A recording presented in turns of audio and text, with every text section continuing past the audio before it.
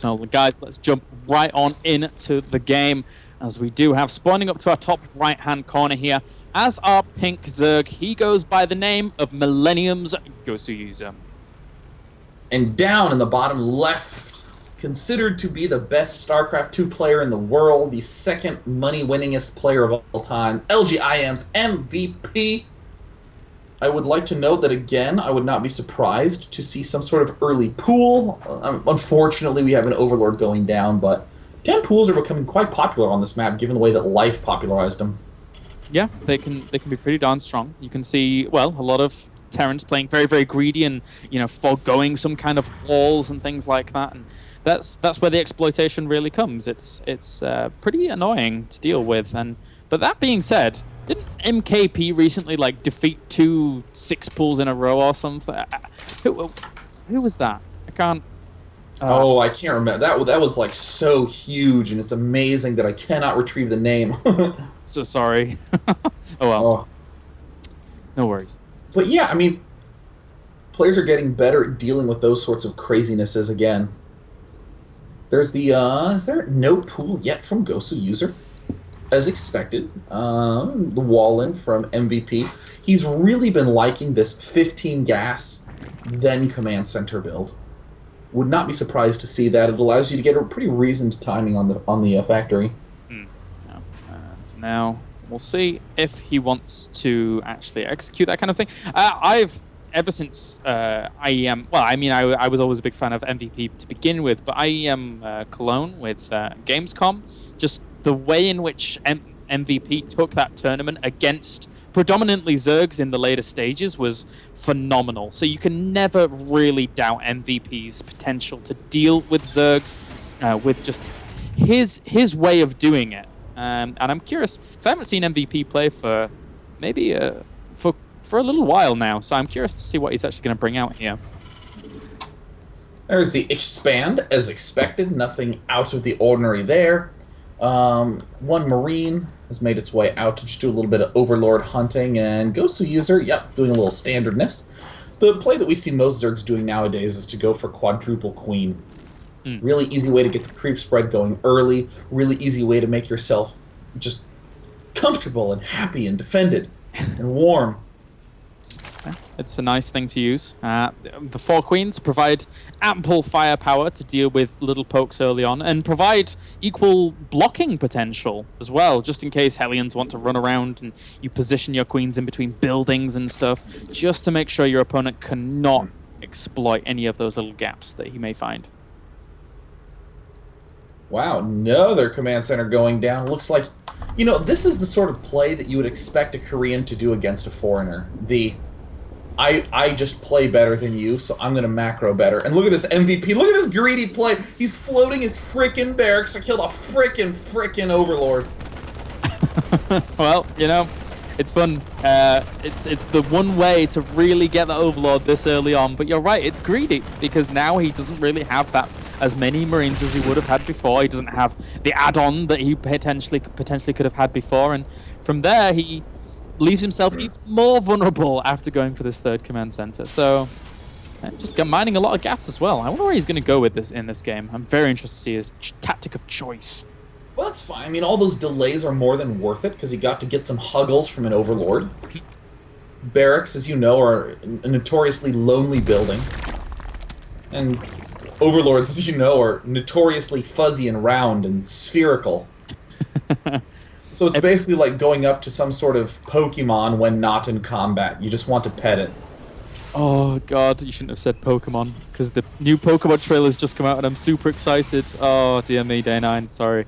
Anyway, no. Dude, don't be ashamed, man. Everyone in chat loves Pokemon. Yeah. Seriously, there's so many people who are like, Pokemon, what are you, 12?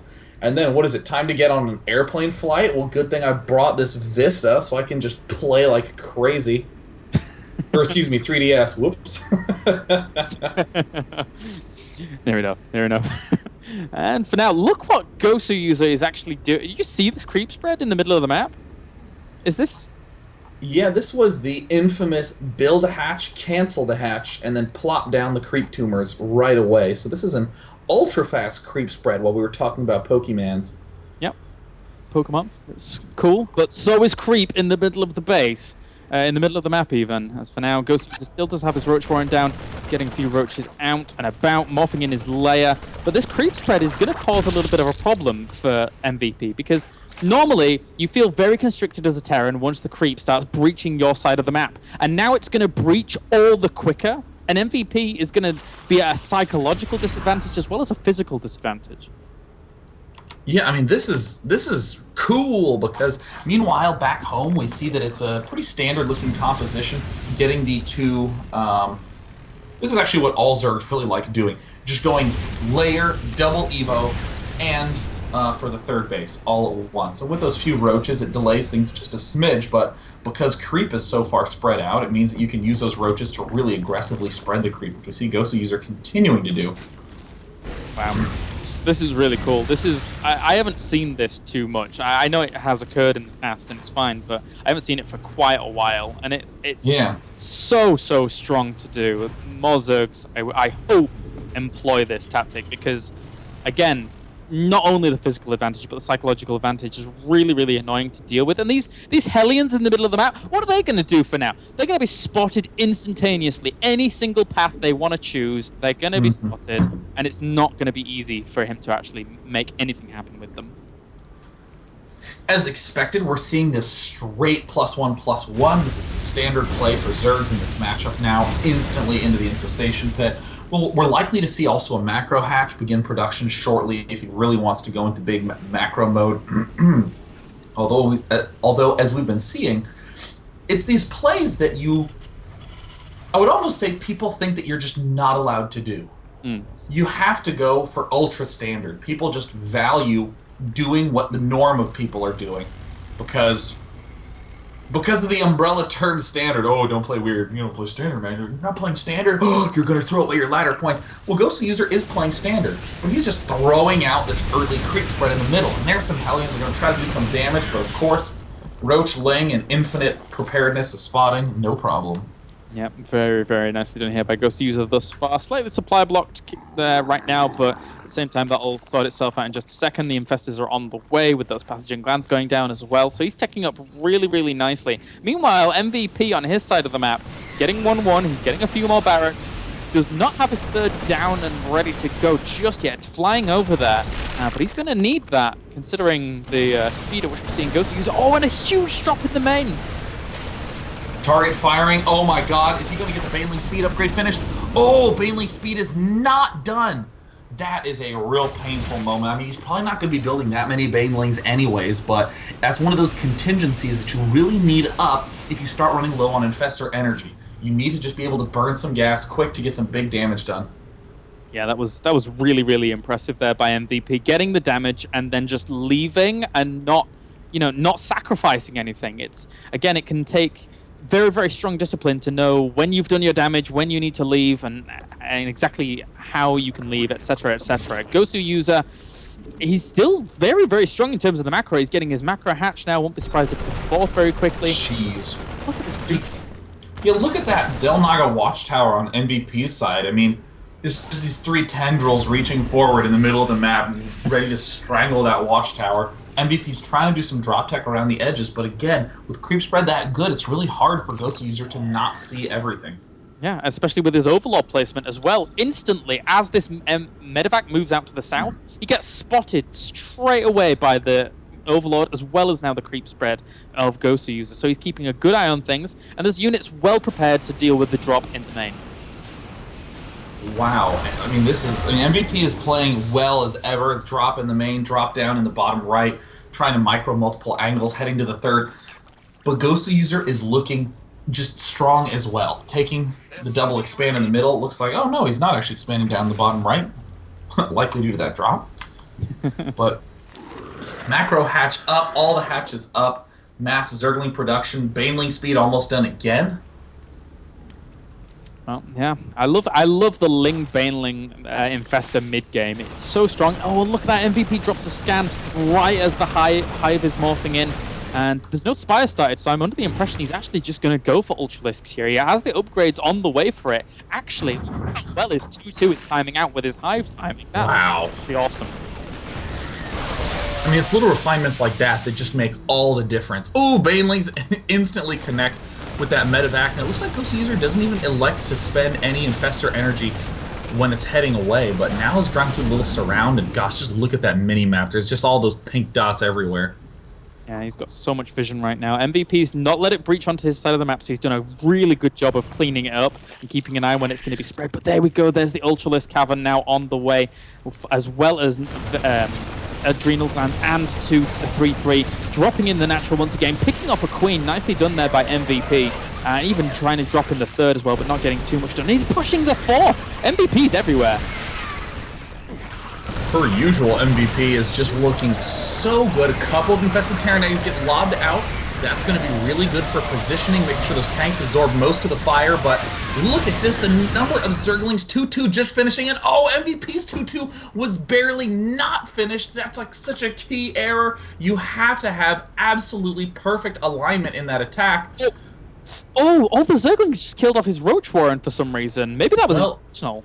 Yeah, he would have locked his Roaches, or excuse me, his Ultralisks in with the Roach Warren. Okay, I panicked a little bit there. I was like, why is he attacking that? And then, yeah, Ultralisks trying to get out. Pretty important, as for now he's going to go for a 5th base here. It has been spotted by the medevac, so MVP knows it's on the way. He's going to load up another medevac's worth of units to try and exploit that fact. But there's chitinous plating, 3-3, Adrenal Glands, 5 Ultralisks coming out. MVP doesn't really have... How many... He has 4 Marauders and not really much else to deal with this swell of Ultralisks that's going to come out very soon. I mean, in my eyes, the biggest issue is that with the number of hatches down, Goswser is going to be able to throw so many Zergling reinforcements into this. We don't really see a lot of Baneling usage from players in this kind of state. Normally, they start spending the gas to be able to transition over to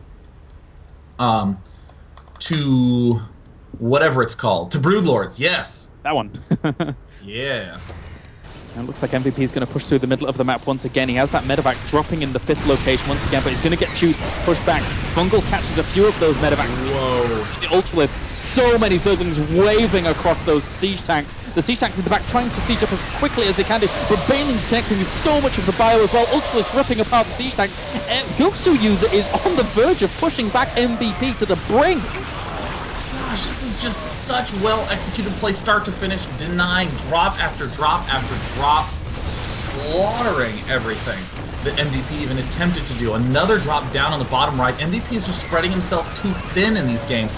It's just too easy for Goswser to just pick engagements one at a time, crush each force one at a time, and now with 3-3 Zerglings, Goswser has all of his tech rounded out. He's going to be able to easily transition up to the Greater Spire, and I am rapidly on my way to winning $1 from Kalaris. One game, go away. But anyway, Goswser still trying to get more Ultralisks out. 7 Infestors. God damn it, he's going to win. 7 Infestors on the way with Banelings. His composition here is so strong, and his execution of when to go for the engagement has been so good, and MVP is scrambling to try and get some defenses up, as well as a 4th base once again. What excellent play, storming the front yet again, surrounding everything and perfectly pulling those Zerglings away so the Banelings can connect. Absolutely immaculate control from Goswser. Incredibly solid engagement. The Marines form a limbo line to their death, and there's good game. Complexity's Goswser, excuse me, Millennium's Goswser.